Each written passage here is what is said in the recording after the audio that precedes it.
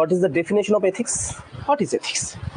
Ethics যদি বলি, ethics এর definition যদি বলি, ethics is the study of right and wrong in a human society. ঠিক আছে? Ethics is the study of right and wrong according to a society.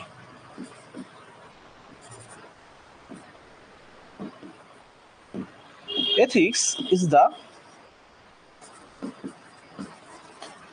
study of right and wrong in an individual action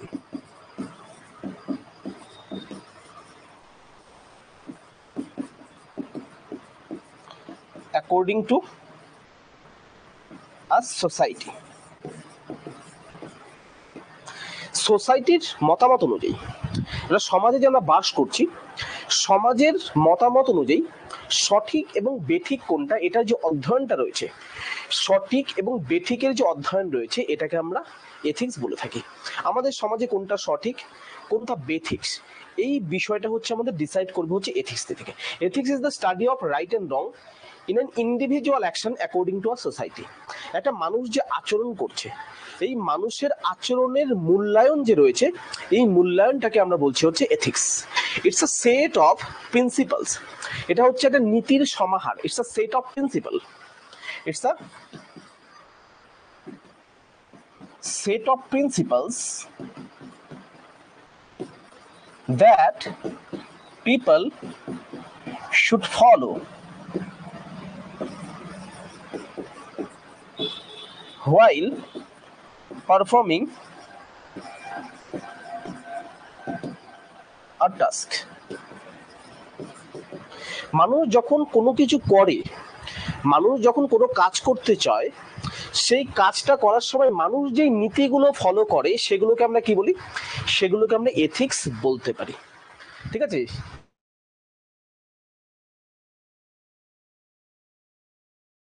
যে আছে this principles R acceptable, এবং এই principal গুলো যে আছে, this are acceptable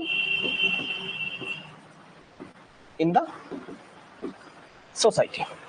ওকে, সবার প্রথমত এটা হচ্ছে ইন্ডিভিজুয়াল অ্যাকশন বা হিউম্যান অ্যাকশনের মধ্যে আমরা দেখছি। এথিক যে বিষয়টা আছে, এটা আমরা পশু পাখির মধ্যে এথিক্সের বিষয়টা দেখি না। পশু পাখি যারা আছে, তারা জন্ম থেকেই কিছু সহজাত প্রবৃত্তি নিয়ে জন্মায়। যেমন একটা বাঘের নেচার যে থাকবে, বাঘের নেচার অলওয়েজ নিষ্ঠুর থাকবে।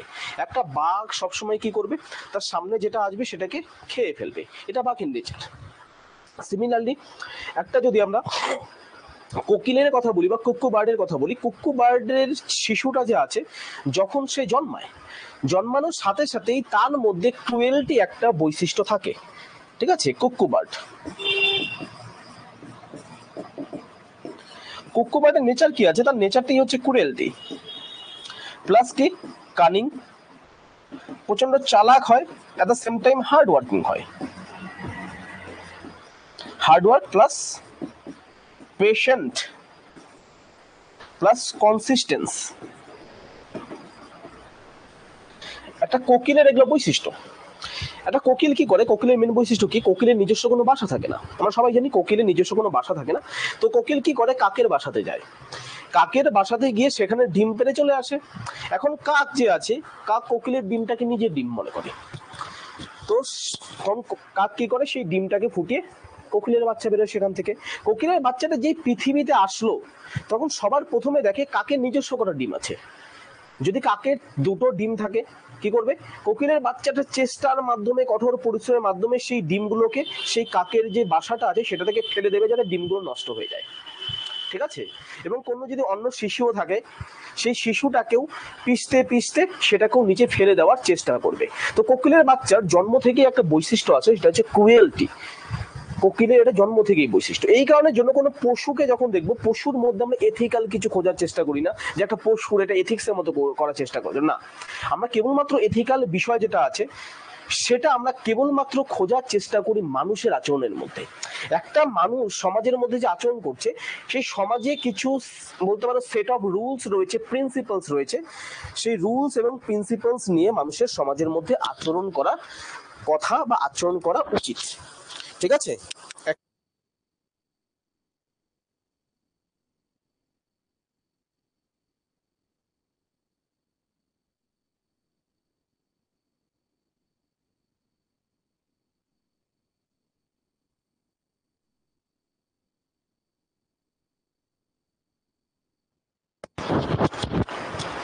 তো আমি কি বললাম, তো এথিক্স বা নীতি কথা বা নৈতিকতা আমরা কেবলমাত্র হিউম্যান সোসাইটির মধ্যে দেখব, ঠিক আছে?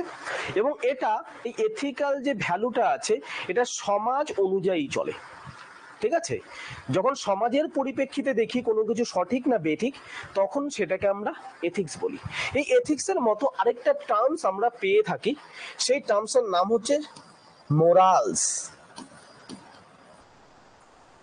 বা মোরালিটি। তোমাদের প্রশ্ন আসতে পারে স্যার তাহলে এথিক্স এবং মোরালিটি দুটো যদি বাংলা মানে দেখো, বাংলা মানের মধ্যে প্রায় সেম আছে। বাংলাতে এথিক্সকেও আমরা নৈতিকতা বলছি, মোরালকেও আমরা নৈতিকতা বলছি, বাট ইংরেজিতে যখন আসবো এই দুটোর মধ্যে ডিফারেন্স রয়েছে। আমরা যখন বললাম যে study of right and wrong in an individual action according to a society, মোরালসের ক্ষেত্রে এটা চলে যায় অ্যাকর্ডিং টু দ্য ইন্ডিভিজুয়াল, অর্থাৎ একটা মানুষের মতামত অনুযায়ী কোনটা সঠিক বা বেঠিক সেটার যে অধ্যয়ন আছে সেটাকে আমরা এথিক্স বলে থাকি। লালটা কি বোঝা যাচ্ছে? লাল লেখা বোঝা যায়? সেরকম বোঝা যাচ্ছে না লাল লেখাটা চেঞ্জ করতে হবে আই থিঙ্ক। সো এটাও ঠিক আছে, ঠিক আছে? তো কি বললাম আমরা, study of right and wrong according to an individual, একটা মানুষের মতামত অনুযায়ী, একটা ব্যক্তির মতামত অনুযায়ী কোনটা সঠিক বা বেঠিক সেটাকে আমরা মোরালস বলবো। সিমিলারলি মোরালস বলতে আমরা একটা ইন্ডিভিজুয়ালের মধ্যে এথিক্যাল ভ্যালু খুঁজে পাওয়ার চেষ্টা করি, ঠিক আছে? তো মোরালিটি মানে ইন্ডিভিজুয়াল এথিক্স,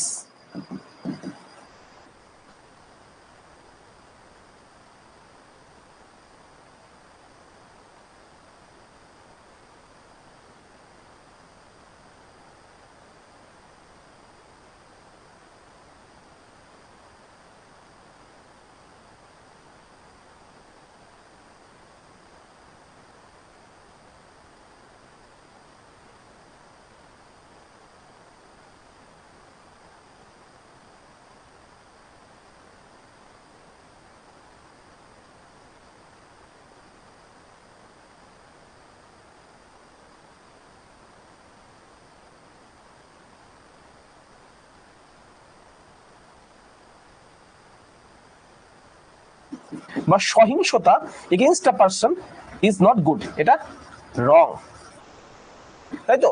প্রতিটা ব্যক্তির ভাবনা হচ্ছে সেম থাকলো। এখন প্রতিটা ব্যক্তি কি করছে, প্রতিটা ব্যক্তি মিলে একটা সোসাইটি তৈরি করছে, প্রতিটা ব্যক্তি মিলে একটা সোসাইটি তৈরি করছে। তো সোসাইটি যখন কালেকটিভলি এই চিন্তাটাকে গ্রহণ করলো যে ভায়োলেন্স করাটা রং, এই চিন্তা ভাবনাটা যেটা মোরাল ছিল এখন বা ইমোরাল ছিল, এটা কি হয়ে গেল, এটা হচ্ছে এথিক্যাল অথবা আনএথিক্যাল হয়ে গেল। বোঝা গেল বিষয়টা? তো আমাদের মনের মধ্যে যেই ধরনের এথিক্যাল চিন্তা ভাবনা আছে সেটাকে আমরা কি বলি, সেটাকে আমরা মোরালিটি বলি। ইন্ডিভিজুয়াল পয়েন্ট অফ ভিউ থেকে আমাদের যদি কোনো এথিক্যাল চিন্তা ভাবনা থাকে that is called morality, that is called morality.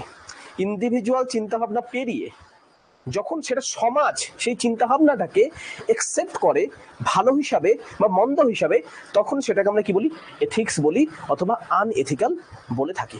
তো কোনো একটা মানুষ যখন কোনো একটা খারাপ কাজ করতে থাকবে বা কোনো খারাপ বা ভালো চিন্তা ভাবনা ধরে থাকবে তখন সেটাকে আমরা মোরাল বা ইমোরাল বলবো।